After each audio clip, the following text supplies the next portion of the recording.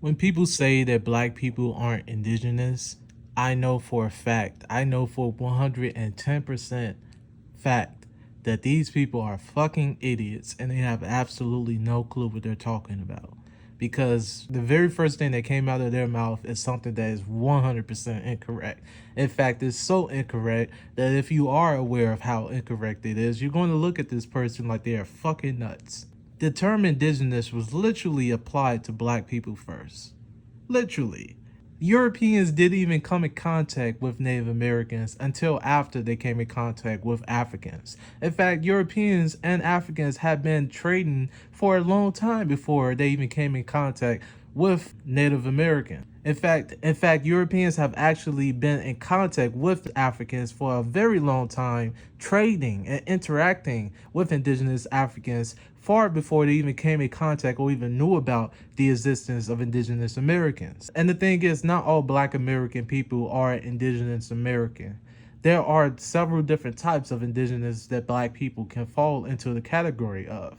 That's one being African indigenous, two being oceanic indigenous, such as Australian Aboriginals or Melanesians, three being Caribbean indigenous, four being American indigenous, Brazilian people, or indigenous inhabitants of Mexico, or being a mixture of African and indigenous people, or just being an African person that was adopted into the culture of indigenous people. There's literally so many different ways that this can go about. And for people to just write off black American people as not being indigenous or not being indigenous American more specifically, that just shows me that there's still a lot of racism and colorism that goes on in these communities. I'm pretty sure people are aware of this, but let's dive into it. So, like I said, there's many different ways that black American people can be black indigenous. Like I said, there's so many different ways that black people can be indigenous. And like I said, I want to emphasize that not all black people, especially in America, are indigenous American, but there's a good amount of us that have always existed, and people are trying to sit here and play on our name and our existence like it's a fucking imaginary tale, like it's imaginary myth or some shit. Like it's really, it's so exhausting because these people, they're literally some of the most ignorant people and uneducated people that you'll come across. But oftentimes, as I'm sure we're aware by now, these people are typically the loudest people in the room. You know, and some of the most obnoxious people in the room as well. They go so as far as they'll go and create their own pages and, try to sit here and deny the existence of these people. And these pages typically don't even get more than like a thousand at most followers, and typically it's white people that follow this stuff. I've been around a good amount of Native Americans out here. When you come across non-colonized Native Americans, they don't behave this way. They aren't the fucking race cops. They aren't race debaters and shit. They don't sit here and try to say, oh, you only have 1% or 2% or 12% of this or anything like that. Like, they don't care. They truly don't care. The only people that care about stuff like this are typically losers that sit at home all day. They probably got only a part-time job. They overweight, they unhappy with their own life, and they fucking bored, and they have nothing else to do. I'm telling you, like, the non-colonized natives are some of the most coolest individuals that you will ever fucking meet on this planet. They're spiritual. They uphold a lot of the same traditions as our ancestors do. They're pretty cool people, and they don't care about your mixture because they a lot of times are aware that they are mixed themselves. A lot of these natives nowadays will very much admit and openly admit they are mixed themselves. This is common knowledge. I've been saying this shit for years, actually. I've been studying anthropology and scientific racism, genealogy, a lot of the subjects that involve topics like this. And I know for a fact that it's not even possible for anybody to be 100% purely one race. That's just not a thing. We get sidetracked, but I just hate when people sit here and try to claim that they purely one thing. It's not possible, buddy. It's not possible. All right. It stopped being possible a very long time before you was even thought of. That's just not how humans came about. All right. And for you to even suggest such things, that's basically you saying my family sleeps with my family. That's basically what you're saying.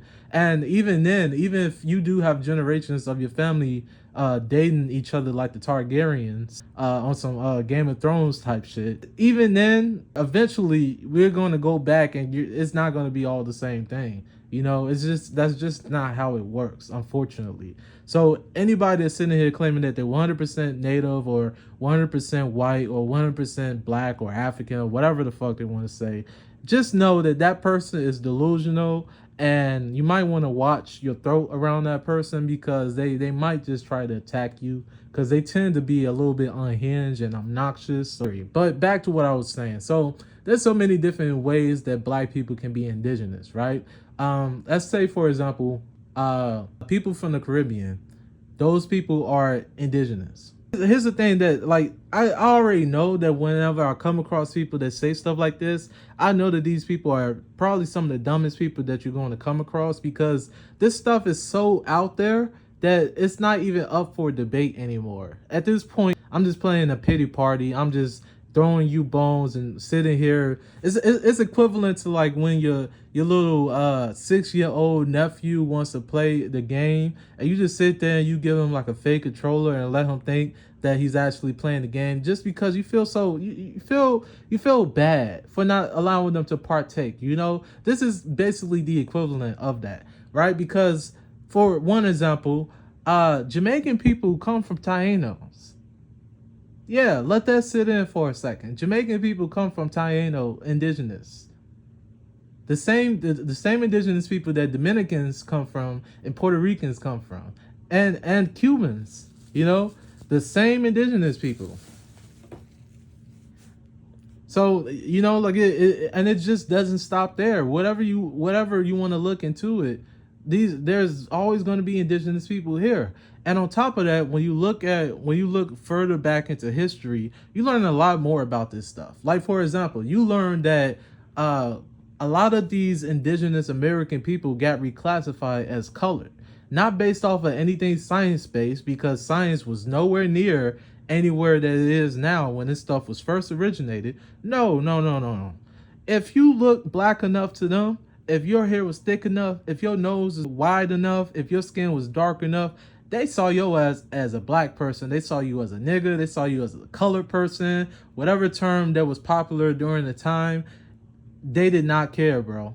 It got so bad to the point where there would be brothers and sisters who would be classified as two different things. One, like a brother would be classified as color and the sister would be classified as like Indian. It's literally so bad. Like there's no basis in it whatsoever. In fact, race was created just to do stuff like that. Like just to justify, you know, treating one group of people worse than the other people. Like it was literally created out of a fucking bias. And to further that, there would be so many different cases of indigenous people who was black passing who would literally have to go to court just to try to prove their identity. When you go back and you look at all these census records, which are public record, which is another reason why I look at these people like they're fucking idiots. Public records, census records will literally show you a person being classified as, like, let's say Cherokee, for example, and that's just one of many tribes, but Cherokee for this example, and then a year later they would be classified as colored or a black person or a Negro. Like there's literally no denying this stuff. Like it says here, it is clear from a decision of 1850 that persons of American descent, in order to escape from the status of mulatto or colored person, had to prove that they were of free Indian descent, unmixed with African blood. That's what that means. The case is as follows. Amelia Marchant was challenged as a witness on the grounds that she was a person of color. So basically they were saying she was a Negro or a black person, not an Indian. They were trying to classify and tag her as a person of color. And she was like, no, I'm Indian. Stop calling me a person of color. I'm from a tribe. I have a tribal name. It was argued on her behalf that her grandparents were free Indians, and also that her father, James Mitchell, was a Portuguese. So her father was a Portuguese. So why are they saying she's a person of color? And I'm trying to tell you, if you saw my other videos, there was a lot of so-called, Europeans that were, dark skin, or what you would call Moor, right, or mulatto. right? Or a lighter skin, Negro. But they weren't all white Europeans that were coming in enslavement, and mixing with the Indians. As in this case, this was more likely a darker skinned European, this James Mitchell, if he was Portuguese. Opponents said that Mitchell had associated with colored persons and was so considered. The verdict was in Merchant's favor. That is, that she was of free Indian ancestry, and that she had no African blood. No African blood. And they were trying to call her a colored, right? Colored. They were trying to call her colored. And she had no African blood. The Supreme Court reviewed the case and reversed the verdict, in spite of the fact that Mitchells had paid no capitation tax. Charged to free colored people were in part that many Indians had been enslaved, and that the Mitchells came under the status of colored persons, apparently because they could not prove descent from free Indians in family with South Carolina. If nothing else, this 1850 case, all right, this one specific case he's telling you, Jack Forbes, illustrates that persons of American blood or American Indians, right, you could still be considered to be mulatto or colored persons in South Carolina, especially if a suspicion of African ancestry existed. So if you look a little bit Negro, or what they would consider Negro-ish or Negroid, right, or what they would consider an African, right, they would classify you mulatto or colored. You would have to prove that you're Indian, even though you've already known that for thousands of years and hundreds of years with your family. In Georgia, which usually followed the lead of South Carolina, a wealthy Spanish Floridian of alleged mixed African and American ancestry was held to be a mulatto by a lower court. The higher court in 1856 reversed the decision and held him to be a white man. So you hear this? See how they're changing people's race? And court changing race? Does that make sense? You see how they're just playing with these tags? And all your ancestors' birth certificates, census records, and death certificates. I know, it's all over your families. I know. I've seen the records. Alright? Alright, so I just want to show you one clear example here. One real example to bring you closer to home here so you can have a foundation here of what I'm talking about. When we're talking about these classifications and your ancestors and these records, right? So, much love to Kiowa, who sent me his ancestors' records here. And we were able to put this all together to make sure it was him, and so we can see the different classifications that his ancestor went through. So the first one would be here from the census of 1880, right? This is from 1880, and the person's name is Guy Spalding, right? Let's get a little closer. This is from line 13, right? And it says that he is, well, let's go to the classifications first. It says that W means white, B means black, MU means mulatto, C means Chinese, and I, Indian, right? And then it talks about his age and the sex, right? So Guy Spalding, again, he's listed as MU, a mulatto, right? We just went over mulatto, right? So we got to dodge the hijack. Most likely he's an Indian, an American Indian. It says he's 30 years old here. So in 1880, minus 30 would be 1850. If he's almost, 31, what told me to look for as well is that his family, you'll see the name like Delphia, Willie, Henry, Penny. You'll see Delphia a lot. They're listed as B, or black. He's the only one in his family listed as mulatto. Why is everybody else listed as black? So that would make him black too, right? Or that would make them mulatto too, right? All right. So I mean, not necessarily, I know, but you'll see what I'm talking about. So again, 1880 census, he is listed as mulatto. Now let's go on. Now this is the census record. Let me back up of 1900. The 12th census of the United States says here June 1900, and again they have the same kind of classifications. It says here color, race, and B would be black. Again, so let's go down to Mr. Spalding. Again, 1900, line 83. Guy Spalding, head of the house, listed as B. So he went from mulatto, now he's B, or black, right? Age 51, and birth year 1849. Like we said, he would be born in 1849 or 1850, so we are talking about the same person. And now he's listed as black in 1900, 20 years later. So now we got the census of, let me see, so it says the 15th census of the United States, 1930, 30 years later. Again, place of birth, it tells you about the father and mother, the classifications, the age, the color, all that, right? Sex. All right, so I'm going to go look for Guy Spalding. Again, here he is, line 57. Close in, line 57. Guy Spalding, head of the household. Again, here goes Delphia, his wife, and the other people in his family. It says that he is male, and then you can see a scribble where it says race or color. It's hard to tell what it says. IN, is that IN, Indian? Or mulatto, MU? What is that? What does that mean? IN, what is this, right? But let's keep going. So he's Guy Spalding, again, head of the household. It says he would be 82 years old here. All right, so it does match with the person we've been following. Now look at this, his place of birth, right? Now look at this, place of birth. It says that he is from North Carolina, but that his father and mother are full-blooded Cherokee. Now, all of a sudden, they're listing his father and mother as full-blooded Cherokee. What does that make Mr. Guy Spalding? If his parents are full-blooded Cherokees, that would make him a full-blooded Cherokee as well. Not a black or a mulatto, because mulatto, they were using it again. We already read it in Africans and Native Americans, that it means almost like a mixture, a mongrel, whatever they saw, whenever they saw people of different nations mixing. In this case, his parents are full-blooded Cherokee, so he is not a mulatto in their definition at that time, and he is not black. He is colored, copper colored, and they tagged him as black, right? You're not a crayon color. So in 1930, so let's go over it again. 1880, mulatto. 1900, black. And then now 1930, full-blooded Cherokee parents. That makes him a full-blooded Cherokee. The Virginia Act, it literally reclassified all melanated people that was on that land as being colored, right? And then later on, the Integrity Act reclassified some people as Indian, but not all people got reclassified as Indian. So there was so many people that got reclassified as colored, right? On top of that, whenever it was like a straight up African person and an indigenous person that did mate and have children, they would not even see that person as being indigenous themselves. They would be illegitimate. So you have that. That's a whole nother way that these people can go about being indigenous and black, right? Or black indigenous. That's a whole nother way. And on top of that, right, let's say, for example, let's talk about African people, right? There's African tribes, African people, African populations that came to America through slavery, right? They was forced to America.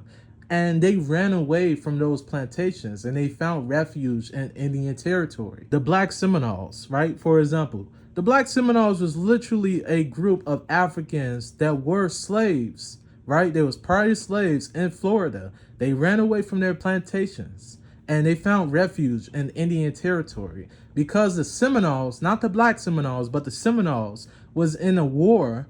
They allowed these runaway black slaves into their tribe and onto their land. They allowed them to basically rent out that land, right? And these people, they lived there for generations. They had children that was never even born into slavery, right? So that's another example of how black people are indigenous. That goes back to how I said that some black people was actually African and they got adopted into indigenous American cultures. And on top of that, right, modern science actually proves that modern day Native Americans originate from Australian Aboriginals. Now, isn't it funny how for so many years, Australian Aboriginals, my ancestors, was classified as black for the longest time. And now that new DNA evidence has shown proof that Australian Aboriginals are the ancestors of modern day Native Americans, isn't it funny how now these people want to claim that Australian Aboriginals aren't black, that we're Asian? For the longest time, people have been trying to sit here and tell me what I am, and I just find it to be so fucking exhausting. And I just think that there's just this, we just have to stop. You just have to stop, man. Like, you have to accept the fact that black people are indigenous. You have to accept the fact that there's many different ways that black people are indigenous. You have to accept the fact that you're just butthurt, you're emotional, you're racist, you're displaying colorism. It's a whole bunch of problems here. You're gonna probably need some therapy after this shit because this not going away anytime soon. In fact, there's many different tribes that's actually trying to re-admit black people back into their tribe with full tribal status. And they're saying that the blood quantum is actually something that was racist, which it actually is. I've been saying that for years. I've been saying for years, like, this whole blood quantum shit is fucking ridiculous. No traditional indigenous person would ever sit there and abide by it. That's for another day. But yeah, whenever these people say this stupid shit, either don't engage with them or just destroy their ass with facts. Good day. See ya. You don't need to be with me, don't trust me. That's enough to show me you love me. Going through the faces, getting ugly. 1, 2, 3, can't touch me. I went through a change, came alive. Nothing but trace left behind. Same thing said in other lives. What can I say? I'm one of a kind. You counting your days, I'm just telling you the truth. Go and play what you gotta do. No set tripping with the troops. Planes got me playing on the loop. I'm saying those ways get me raised to the ground. Ay, I don't expect you to quit now. Ay, I've been on my way, trust my vow. Ay, I've been on my way, trust my vow. Ay, give me the war, pain, war, pain, war.